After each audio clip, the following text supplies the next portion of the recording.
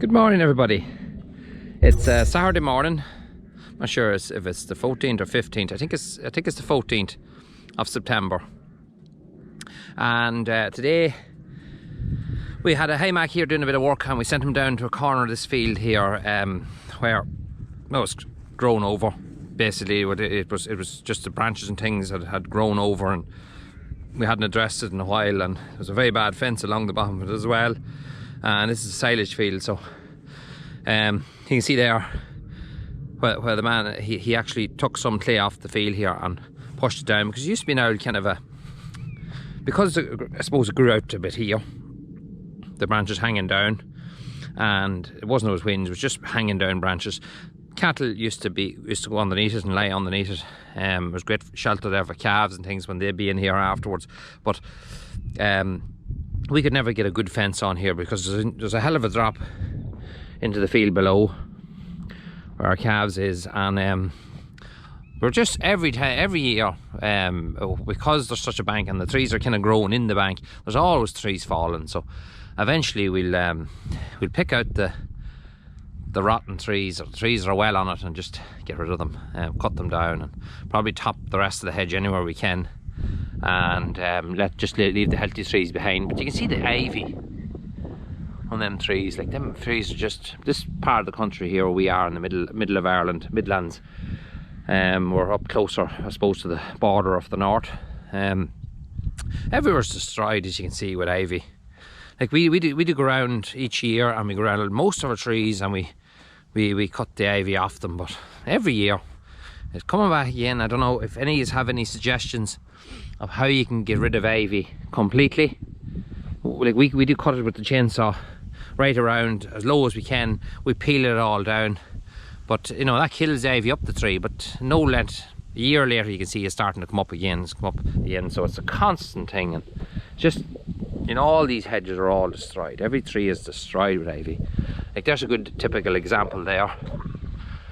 There's an ash tree there now. Like, and that tree is suffering badly there now. That tree is just smothered with ivy. And you can see where it gets top heavy then. The ivy on the top. Now, the haymack stripped off a lot of stuff that was down here, but you see how heavy it is on the top. And like, that's only a matter of time where it's sitting there on that bank that, you know, hasn't got a great grip. You can see the roots below, and it's only a matter of time for that tree will fall in as well. Like, it's already well leaned over, so that tree's not going to be there much longer. But unfortunately, that's just one of those things. Ivy is a disaster around this part of the country. Anyway, we cleaned up this area. We had a big hole over here, so there was just in that corner. All this was there because there was no drain or something there before when we bought this land. But we threw all the bushes in there, and we put topsoil over it. That'll probably sink a lot when the bushes start to rot. But we've loads of topsoil on another job, and we'll come back again end of next year, and we'll fill this whole area way up again. But for now, the job this morning is I'm going to sow this grass seed. I have a few areas now to sow, so I'm going to hand sow it because it's only a small area and there's no point in getting in a grass barrow or anything like that. So I'll hand sow it, and then I will go away and find a nice suitable whitethorn bush that I can tie behind the quad, and I'll pull it behind the quad, and that'll harrow in the grass seed. So we'll get a footage of that. So you can see here there's another big hole just before I do move on to the next job. You can see a big hole here where there was two trees fell here. We had a bit of wind 3 weeks ago, and two big trees fell there, and we pulled them out from there and threw them in that hole as well. So now you will notice when I start to sow the grass seed by hand, there'll be people saying you're not doing it right. That's a disaster. I know, right? So before you even say it, I don't sow grass seed by hand. My father could do it. He'd know how to do it well. That's something he would have done, not something that I would have done. I've done it a few times. It works well. I probably put on far too much, but it doesn't matter. We have 2 bags of grass seed there from another job, and I don't really care. As long as I get a good coverage on it and I don't miss anything, I'm happy enough. So yeah, we'll take into it now. So we'll have a bucket of seed there now. That should be probably enough to do the whole thing, but when I'm sowing it, it'll probably not do half of it. So you get the drift. It's just because I'm not used to it now. Just seeing what way the wind's blowing. We kind of try to sow with the wind. We'll start here and see how it goes. So, just get a handful of seed, shake it out like that. You know, nothing too particular.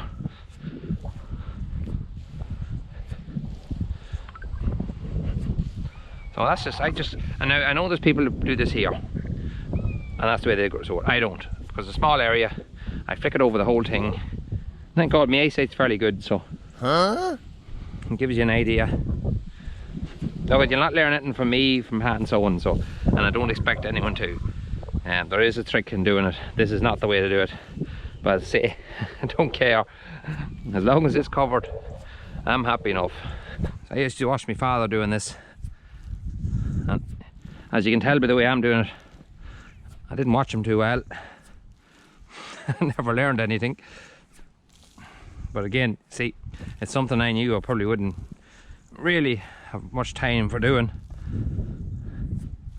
Wee bits like this, it doesn't really matter, but you can see there, like we've came a bit over to the quad there now. We've covered more than half it already done, so it doesn't take very long. This is the next area we have to sow. So the tree is gone that used to be here, so we're gonna sow a bit of grass seed on this one now. The other part is finished, and then we'll cut down a bush and we'll harrow the whole lot together. So we'll get cracking on this here, and yeah, I'll just pick it up then in a few minutes, and we'll have the bush hopefully cut if we can find one suitable, and we'll harrow this all in. So, quick video of what's taking place here now. We'll come back to the Stone Age basically. We had an old bush line here that was thrown out, and they were digging out the tank, so I've hooked it onto the back of the quad, and because grass seed, all the grass seed needs is just a quick, I'll just stick this camera down, just probably hear me better now, but all this grass seed needs is just a little covering, a little shaking out of clay and half it, and that's the way it goes. So there's no point in going and getting a harrow and things to do a small area like what I'm after sowing. So we're about to start. Slipper into 4-wheel drive. Here we go.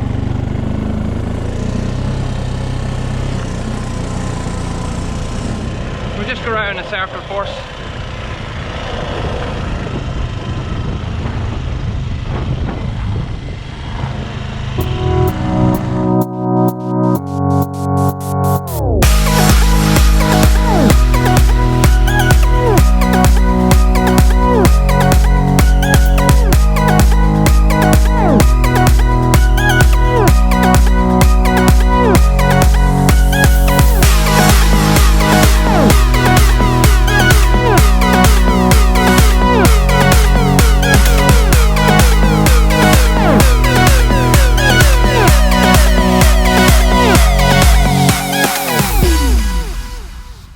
So that's that.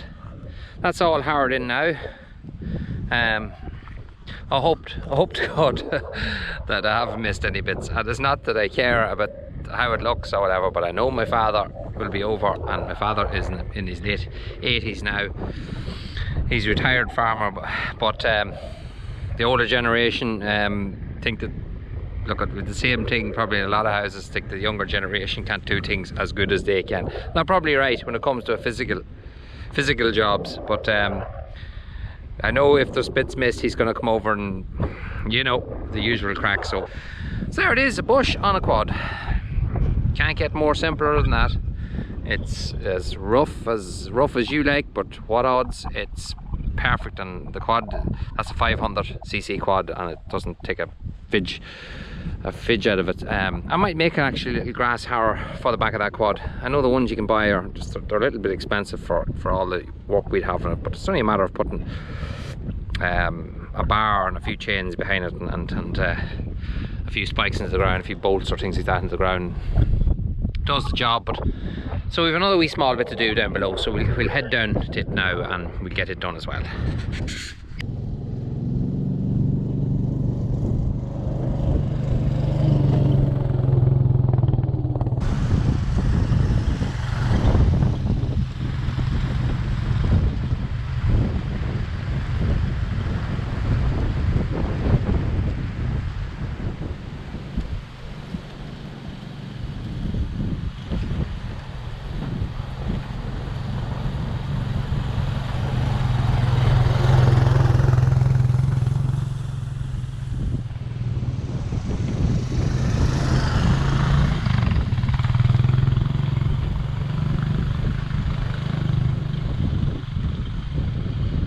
So that is everything sown and grass harrowed.